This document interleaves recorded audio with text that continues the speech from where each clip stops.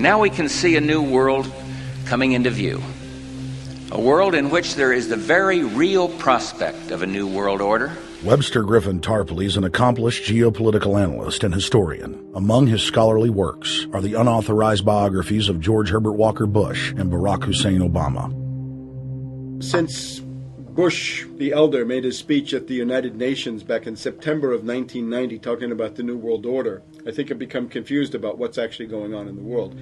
The New World Order is a more palatable name for the Anglo-American world empire. It's the planetary domination of London, New York, Washington over the rest of the world. It's hard to get people to join that or think they have a part in it if you call it the Anglo-American world empire. If you call it the New World Order, then people in India or someplace like that or the European Union might think, well, there's something in that for us too. But that's not what it is. It's the Anglo-American New World Order. It's really the old world order. It's the British Empire morphing into the American Empire. The U.S.-British world empire is what you're going to get. Combines of powerful men have always battled with each other over the levers of power. Gerald Celente is recognized as one of the world's foremost trends forecasters and is the founder of the Trends Research Institute. People that are knowledgeable know that the fight that this country has been waging since its inception is for the central bankers not to take over the country. And that's why people like Andrew Jackson were elected. And that's why people revere people like Thomas Jefferson and others. The takeover's happened, and it's a corporate takeover. Agents of the Bank of England attempted to assassinate President Andrew Jackson on multiple occasions because of his resistance against a private central bank being set up in the United States. And it was something that Abraham Lincoln warned. And this is, by the way, why I believe he was assassinated. This is the Lincoln quote. The money powers prey upon the nation in times of peace and conspire against it in times of adversity. It is more despotic than monarchy, more insolent than autocracy, more selfish than bureaucracy. I see in the near future a crisis approaching that unnerves me and causes me to tremble for the safety of my country. Corporations have been enthroned. An era of corruption will follow, and the money power of the country will endeavor to prolong its reign by working upon the prejudices of the people until the wealth is aggregated in a few hands and the republic is destroyed. Wall Street has killed Main Street. So I know how unpopular it is to be seen as helping banks right now, especially when everyone is suffering in part from their bad decisions. I promise you, I get it. Up until about the Kennedy assassination and the beginning of the war in Vietnam, the United States is a very powerful engine for world progress. It's the assassinations, the Kennedy assassination, and the others in the 1960s, the beginning of the Vietnam War, and the beginning of the absolute domination of the Wall Street Group over every other interest. Nobody else counts except the Wall Street money masters. That has now made the United States into no longer a force for progress, but something very different, often a force for destruction in the world. The military-industrial complex has taken over the country along with the Wall Street gang. If you look also at the people that Obama has put on his appointments list, it's all Wall Street. It's government of Wall Street, by Wall Street, and for Wall Street.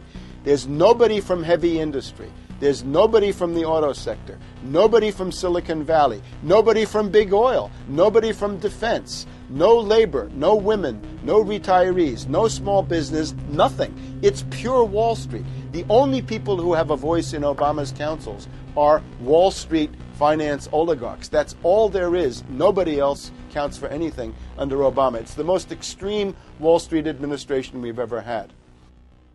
Before his death, President Woodrow Wilson apologized to the public, regretting that he had been deceived by a group of international bankers and the country's financial system had fallen into their iron grip via the Federal Reserve Act of 1913. Whether sought or unsought by the military-industrial complex, the potential for the disastrous rise of misplaced power exists and will persist. Dwight D. Eisenhower He warned the people that the military-industrial complex was taking over the country. Only 3 years after leaving office, President Eisenhower's prophetic warning concerning the threat posed to our system of government by the military-industrial complex came to pass. President John F. Kennedy had enraged the entire elite network. Now, Kennedy was brought in as somebody who was expected to be a puppet. It was thought that his pro-Nazi father, Joseph P. Kennedy, the bootlegger, the speculator, would guarantee that Kennedy would be obedient to the establishment. They thought that Kennedy was a sex maniac who could be manipulated through all of this, but it turned out that through his personal suffering, Kennedy had discovered a personal sense of himself which went beyond just being a puppet, and he began to think about things like economic recovery, world peace, having a space program, making deals with the Soviets, cutting the Federal Reserve down to size, and a whole series of other things. Executive Order number 11110, signed by President Kennedy, began the process of abolishing the private Federal Reserve. Kennedy was also pushing for real civil rights reform and had begun the process of pulling the troops out of Vietnam.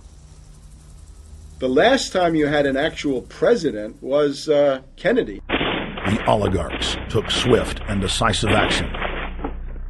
When John Kennedy attempted to take the government back from the robber barons, he was brutally murdered. The message to future U.S. presidents and leaders across the world was clear: do as you're told or die. John Fitzgerald Kennedy was the last true president of the United States. And until the globalists are removed from power, we will never have another real one. The other thing about the American presidency you've got to remember is that this is a puppet post. It's automatically going to be a puppet post. The idea that Obama is somebody who's going to come in and exercise real authority when he's obviously been chosen and given everything that he's got by these financiers. Presidents are now little more than corporate pitchmen who take all the political heat, while the controllers remain in the shadows, safe from public scrutiny. Hip-hop icon KRS-One is not just known for selling millions of albums. He has led a tireless crusade against youth violence and has been a strong voice for human rights. If they controlled it before, what makes you think they're not controlling it now?